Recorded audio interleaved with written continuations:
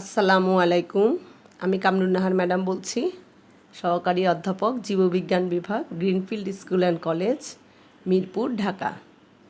অষ্টম শ্রেণীর শিক্ষার্থীরা কেমন আছো? আশা করি তোমরা ভালো আছো এবং নিয়মিত অনলাইন ক্লাসগুলো ফলো করছো এবং সিলেবাস শেষ করে যাচ্ছ। আজকে দেখো, তোমাদের আমি পড়াবো অধ্যায় 14। আমরা দুটো লেকচারে শেষ করেছি। অধ্যায় 14 আজকে আমাদের তৃতীয় লেকচার। এখান থেকে আমরা কিছু নমুনা সৃজনশীল প্রশ্ন নিয়ে আলোচনা করব। হ্যাঁ, প্রথমেই দেখো 1 নম্বর ক্রিয়েটিভ কোশ্চেন। সবুজ উদ্ভিদ থেকে ঘাস ফড়িং থেকে ব্যাং থেকে সাপ থেকে ঈগল। তোমরা দেখতে পাচ্ছ। প্রথমেই কয়ের প্রশ্ন, খাদ্য শৃঙ্খল কাকে বলে? খাদ্য শৃঙ্খল কাকে বলে? দেখো, এই উপরের এটাই কিন্তু একটা খাদ্য শৃঙ্খলের চিত্র। হ্যাঁ, তাহলে উদ্ভিদ উৎস থেকে শুরু করে বিভিন্ন প্রাণীর মধ্যে শক্তির যে স্থানান্তর ঘটে তাকে খাদ্য শৃঙ্খল বলে। ক্লিয়ার?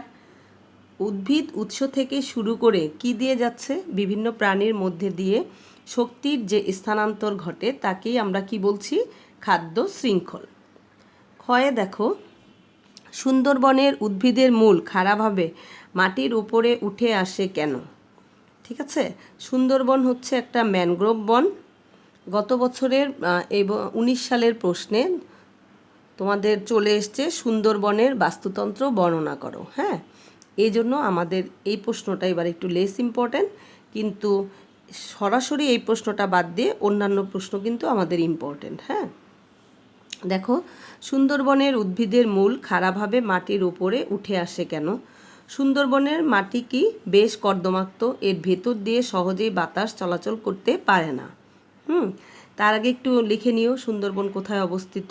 হ্যাঁ, এখানকার উদ্ভিদের মূলের আগায় অসংখ্য ছিদ্র থাকে, যাদেরকে আমরা কি বলছি? শ্বাসমূল বলা হয়।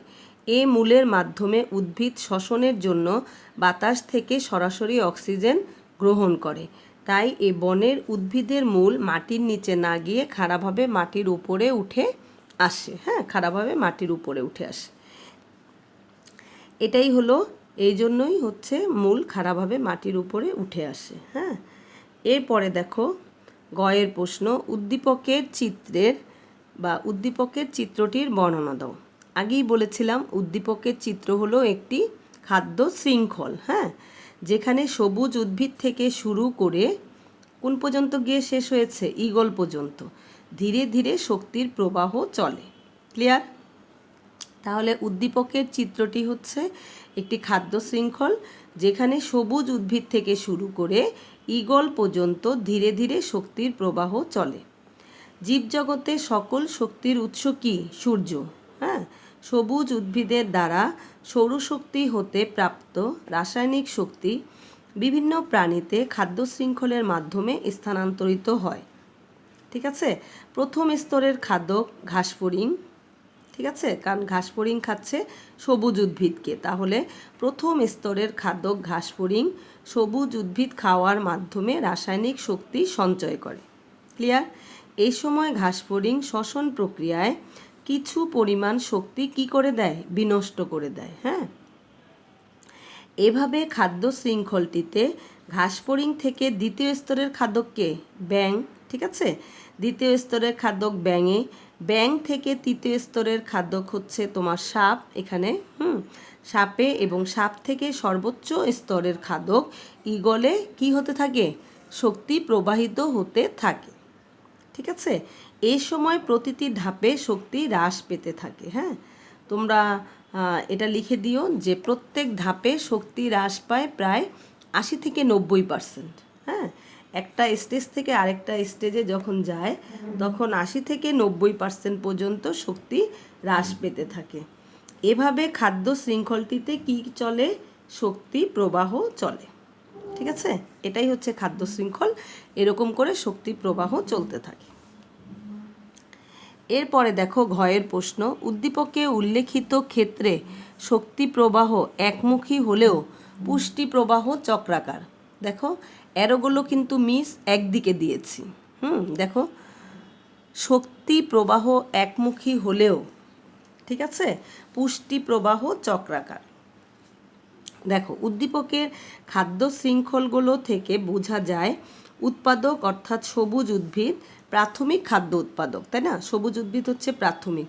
সবুজ উদ্ভিদ সৌরশক্তি ব্যবহার করে কি তৈরি করে? সালোক সংশ্লেষণ প্রক্রিয়ায় তার নিজের খাদ্য সে তৈরি করে। সবুজ উদ্ভিদের মাধ্যমে সূর্য শক্তি থেকে সৃষ্ট রাসায়নিক শক্তি বিভিন্ন প্রাণীতে খাদ্য শৃঙ্খলের মাধ্যমে স্থানান্তরিত হয়।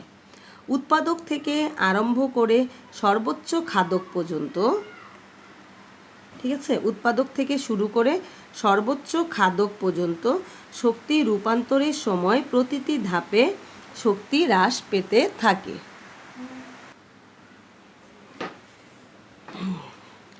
কি হতে থাকে দেখো, উৎপাদক থেকে আরম্ভ করে সর্বোচ্চ খাদক পর্যন্ত, এই যে এটা উৎপাদক আর এটা হচ্ছে তোমার সর্বোচ্চ খাদক। হ্যাঁ, উৎপাদক থেকে আরম্ভ করে সর্বোচ্চ খাদক পর্যন্ত শক্তি রূপান্তরের সময় প্রতিটি ধাপে শক্তি কি হয়?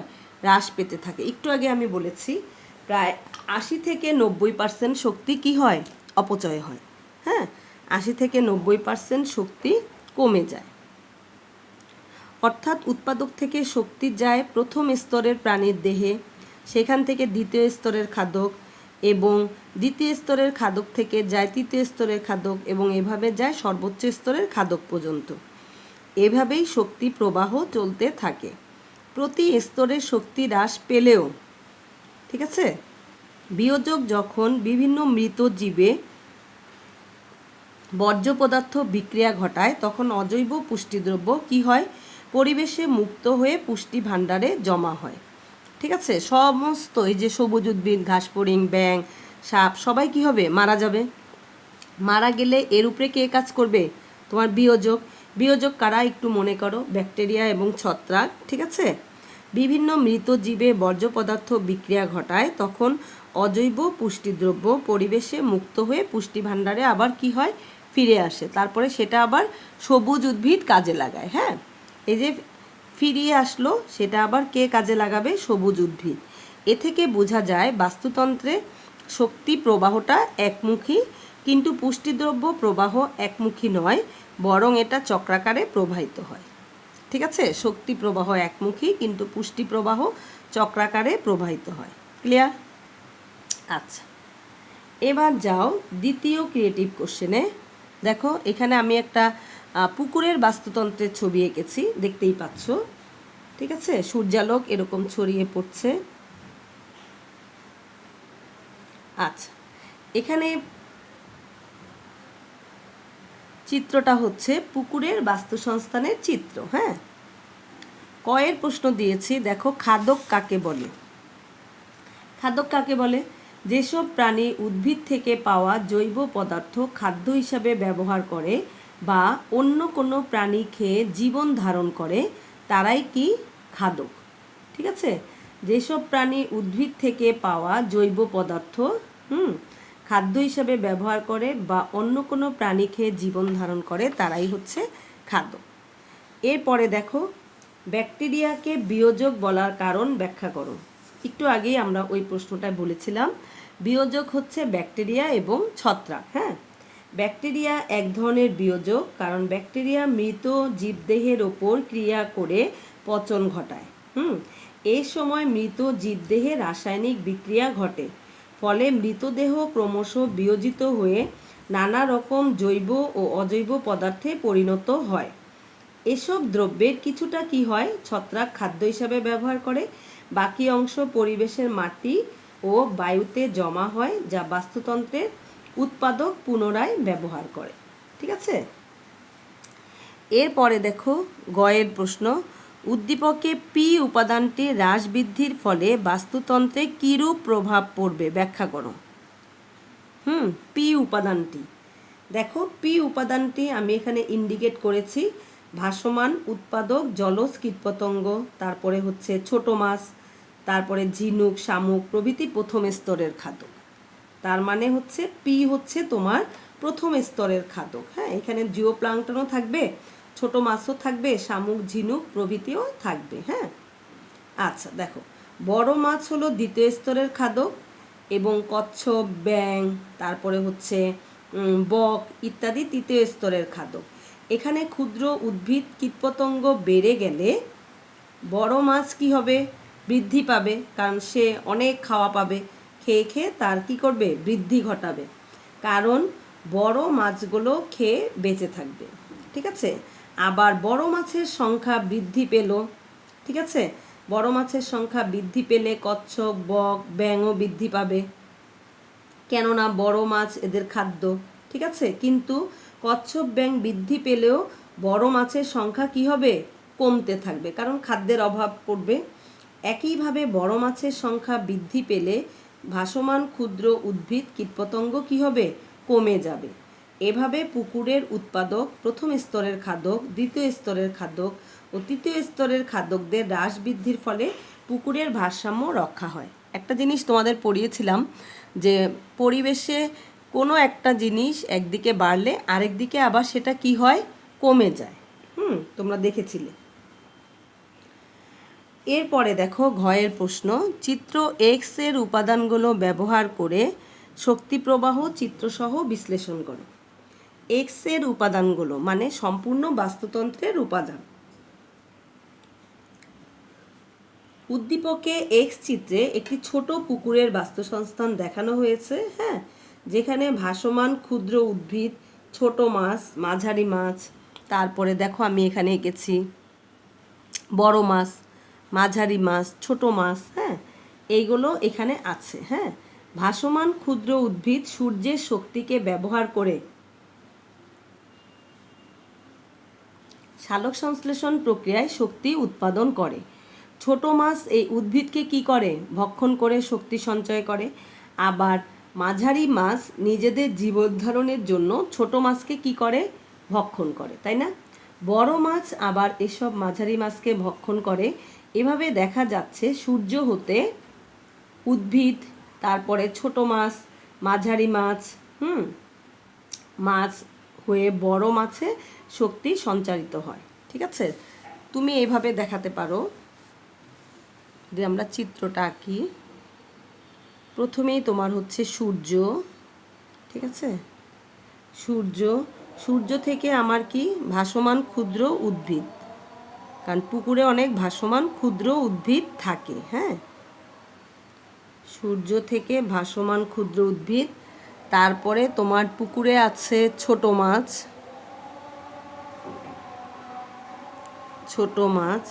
ছোট মাছের পরে তোমার হচ্ছে মাঝারি মাছ, তারপরে তুমি পাবে বড় মাছ। ঠিক আছে, এরকম করে বড় মাছ। হ্যাঁ, তাহলে সূর্য থেকে ভাসমান ক্ষুদ্র উদ্ভিদ, তারপরে ছোট মাছ, তারপরে মাঝারি মাছ, তারপরে বড় মাছ, এরকম করে আমার কি হলো? শক্তির প্রবাহের চিত্র। এটা কিন্তু তোমাকে দিয়ে দিতে হবে। হ্যাঁ, শক্তির প্রবাহের চিত্র এটা। আচ্ছা, এরপরে যাও 3 নাম্বার ক্রিয়েটিভ কোশ্চেন। আশা করি এই দুটো তোমাদের ক্লিয়ার। এরপরে দেখো 3 নাম্বার ক্রিয়েটিভ কোশ্চেনে আমি কতগুলো খাদ্য শৃঙ্খল লিখেছি। হ্যাঁ, দেখো ঘাস, ঘাসফড়িং, ব্যাঙ, ঈগল। ক্লিয়ার? তারপরে হচ্ছে ঘাস, খরগোশ, ঈগল। এটা আরেকটা। তারপরে হচ্ছে ঘাস, ইঁদুর, সাপ, ঈগল। ঠিক আছে, তাহলে তুমি এখানে 3টা খাদ্য শৃঙ্খল দেখতে পাচ্ছ। হ্যাঁ, ঘাস, ঘাসফড়িং, ব্যাঙ, ঈগল, ঘাস, খরগোশ, ঈগল, ঘাস, ইঁদুর, সাপ, ঈগল। শুরু হয়েছে দেখো ঘাস থেকে, আবার শেষ হয়েছে কোথায়? বলো, শেষ হয়েছে প্রত্যেকটা ঈগল দিয়ে। হ্যাঁ, কিন্তু সবার লেন্থ কি সমান?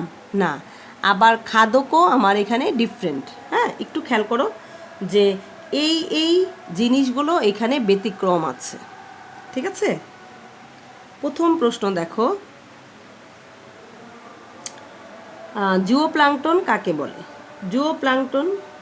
প্ল্যাঙ্কটন থেকে এসেছে জুওপ্লাঙ্কটন। হ্যাঁ, একটি জলজ বাস্তুসংস্থানের